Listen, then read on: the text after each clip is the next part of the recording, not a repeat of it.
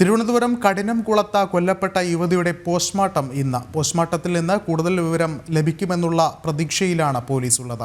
യുവതിയുടെ സംസ്കാര ചടങ്ങുകളും ഇന്ന് തന്നെ നടക്കും. യുവതിയുടെ ഭർത്താവിനെ വീണ്ടും ചോദ്യം ചെയ്യുമെന്നും പോലീസ് അറിയിച്ചിട്ടുണ്ട്. ഒപ്പം പ്രതിയെന്ന് സംശയിക്കുന്ന യുവതിയുടെ സുഹൃത്തിനെ ഇതുവരെ കണ്ടെത്താൻ സാധിച്ചിട്ടില്ല.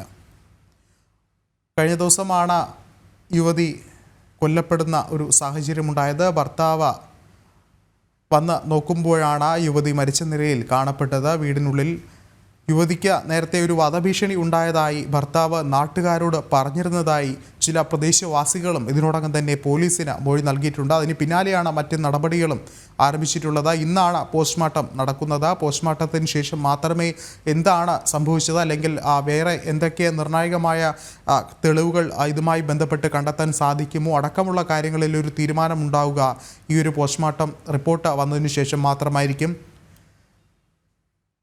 ടിൻഡു ദാസ് ചേരുന്നുണ്ട്. ടിൻഡു, ഇന്ന് പോസ്റ്റ്മോർട്ടം നടക്കുമെന്നാണ് അറിയാൻ സാധിക്കുന്നത്. ഒപ്പം തന്നെ അന്വേഷണം അതിൻ്റെ മറ്റ് വഴികളിലൂടെ കടന്നു പോകുമ്പോൾ ആ പ്രതിയെന്ന് സംശയിക്കുന്ന ആളുടെ വിവരവും കൃത്യമായി ലഭ്യമാകുന്നില്ല എന്നുള്ളൊരു കാര്യമാണ് എടുത്തു പറയേണ്ടത്. നിലവിൽ അന്വേഷണം എങ്ങനെയാണ് പുരോഗമിക്കുന്നത്?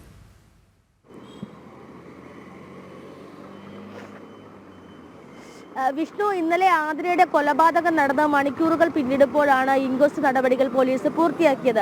അതുകൊണ്ട് തന്നെ കഴിഞ്ഞ ദിവസം പോസ്റ്റ്മോർട്ടം നടപടികൾ നടത്താൻ സാധിച്ചിരുന്നില്ല. അപ്പോൾ ഇന്ന് ആതിരയുടെ മൃതദേഹത്തിന്റെ പോസ്റ്റ്മോർട്ടം നടപടികൾ പൂർത്തിയാക്കി ബന്ധുക്കൾക്ക് മൃതദേഹം വിട്ടുകൊടുക്കുമെന്നാണ് നമുക്ക് അറിയാൻ സാധിക്കുന്നത്. ഇന്ന് ആതിരയുടെ സംസ്കാര ചടങ്ങുകൾ നടക്കും. വെഞ്ഞാറമൂടാണ് ആതിരയുടെ സ്വദേശം.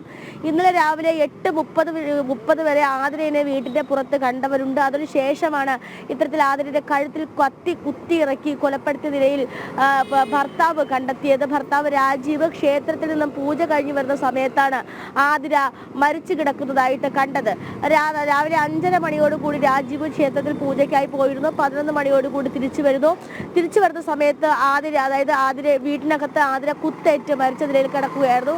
അതിനുശേഷം പുറത്തേക്ക് നോക്കുന്ന സമയത്ത് ആതിരയുടെ സ്കൂട്ടർ കാണാനില്ല. ഈ സ്കൂട്ടർ എടുത്ത് പ്രതി കടന്നു കളഞ്ഞു എന്നാണ് നിലവിലൊരു പ്രാഥമികമായിട്ടുള്ള ഒരു നിഗമനം നമുക്ക് ലഭിക്കുന്നത്. വലിയ രീതിയിലുള്ള ഒരു ദുരൂഹത ഈ കേസിൽ ഉടനീളം നിറഞ്ഞു നിൽക്കുന്നുണ്ട്. കാരണം ആതിര സ്ഥിരമായിട്ട് ഇൻസ്റ്റാഗ്രാം ഉപയോഗിക്കുന്ന ആളായിരുന്നു. പുറത്തിറങ്ങി ആൾക്കാരുമായിട്ട് ഒരു സൗഹൃദമുള്ള ഒരാളായിരുന്നില്ല. അപ്പോൾ ഈ നിരന്തരം ഇത്തരത്തിൽ ഇൻസ്റ്റാഗ്രാമിന്റെ ഉപയോഗവും അതോടൊപ്പം തന്നെ ഒരു പൊതു ഗ്രൂപ്പിന്റെ അഡ്മിനൊക്കെ ആയിരുന്നു. അപ്പോൾ ഇത് രാജീവ് ചോദ്യം ചെയ്തിരുന്നു. ഈ കാര്യം പുറംലോകം അറിയുകയാണെങ്കിൽ ഈ ആതിര ആത്മഹത്യ ചെയ്യുമെന്ന് പറഞ്ഞിരുന്നതായിട്ട് അയൽവക്കക്കാരോട് രാജീവ് പറഞ്ഞിട്ടുണ്ട്. അപ്പോൾ ഇന്നലെ കാണാതായിട്ടുള്ള സ്കൂട്ടർ ഇന്ന് ചിറയൻകീഴ് റെയിൽവേ സ്റ്റേഷനിൽ നിന്നും കണ്ടെത്തി. അപ്പോൾ ഈ ആതിരയുടെ സുഹൃത്ത് എന്ന് സംശയിക്കുന്ന ആളാണ് ഇത്തരത്തിൽ ആതിരയുടെ വീട്ടിലെത്തി ഈ കൊലപാതകം നടത്തിയതെന്നാണ് പോലീസിന്റെ നിഗമനം. കാരണം കുറച്ച് ദിവസങ്ങൾക്ക് മുന്നേ തന്നെ ആതിരയുടെ വീട്ടിലേക്ക് ഈ ഇൻസ്റ്റാഗ്രാമിലൂടെ പരിചയപ്പെട്ട ഈ പുരുഷ സുഹൃത്ത് വന്നിരുന്നു. അത് അച്ഛനും അമ്മയും കണ്ടെത്തി അത് താക്കീത് നൽകി ഇയാൾക്ക് തല്ലൊക്കെ കൊടുത്താണ് തിരികെ വിട്ടത്. അപ്പോൾ വീണ്ടും അത്തരത്തിൽ ആതിരയുടെ ഈ പുരുഷ സുഹൃത്താണ് ഈ വീട്ടിൽ വന്നത് എന്നാണ് സംശയിക്കുന്നത്.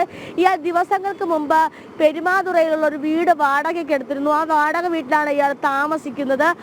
അപ്പോൾ ഇന്ന് ആ വീട് തുറന്ന് പോലീസ് പരിശോധിക്കും. മറ്റൊരു കാര്യം, ഇന്ന് രാജീവിനെ ഒന്നുകൂടി ചോദ്യം ചെയ്യുന്നുണ്ട്. കാര്യങ്ങളിൽ കുറച്ചുകൂടെ വ്യക്തത വരുത്തിയിട്ടുണ്ടായിട്ടുണ്ട്. ആറ്റിങ്ങൽ ഡിവൈഎസ്പിയുടെയും കഠിനംകുളം പോലീസിന്റെ നേതൃത്വത്തിലാണ് അന്വേഷണം പുരോഗമിക്കുന്നത്. ഞാൻ നേരത്തെ സൂചിപ്പിച്ചതുപോലെ തന്നെ വളരെ വൈകിയാണ് ഇൻക്വസ്റ്റ് നടപടികൾ നടന്നത്. അതിനുശേഷം ഈ ഇൻക്വസ്റ്റ് നടപടികൾ വൈകിയത് കൊണ്ട് തന്നെ ഈ പോസ്റ്റ്മോർട്ടവും വൈകും. അപ്പോൾ ആഴത്തിലുള്ള മുറിവാണ് മരണകാരണമെന്നാണ് പ്രാഥമിക നിഗമനം. മറ്റെന്തെങ്കിലും, അതായത് ഈ പെൺകുട്ടിയെ ഫിസിക്കലി അസോൾട്ട് ചെയ്യപ്പെട്ടിട്ടുണ്ടോ തുടങ്ങിയ കാര്യങ്ങളിലൊക്കെ പരിശോധന നടത്തേണ്ടതായിട്ടുണ്ട്. അപ്പോൾ എന്തായാലും ഈ കേസിലുടനീളം ദുരൂഹത നിറഞ്ഞു നിൽക്കുന്നുണ്ട്. ഈ ഏറ്റവും പ്രധാനപ്പെട്ട കാര്യം, ഈ കൊലപാതകം നടക്കുന്നത് വളരെ റോഡിന് സമീപമുള്ളൊരു വീടാണ്, റോഡിന് അടുത്തുള്ള വീടാണ്. അതിൻ്റെ ഓപ്പോസിറ്റ് തന്നെ അല്ലെങ്കിൽ അത് എതിർവശം തന്നെ ഈ ഭർത്താവ് രാജീവ് പൂജ ചെയ്യുന്ന ക്ഷേത്രമുണ്ട്. അതിന്റെ സമീപത്ത് കടകളുണ്ട്, വീടുകളുണ്ട്. അവരൊന്നും ഈ കൊലപാതക ശബ്ദം അല്ലെങ്കിൽ ഇത്തരത്തിൽ മരണം നടക്കുന്ന ശബ്ദം കേട്ടിട്ടില്ല എന്ന് വേണം മനസ്സിലാക്കേണ്ടത്.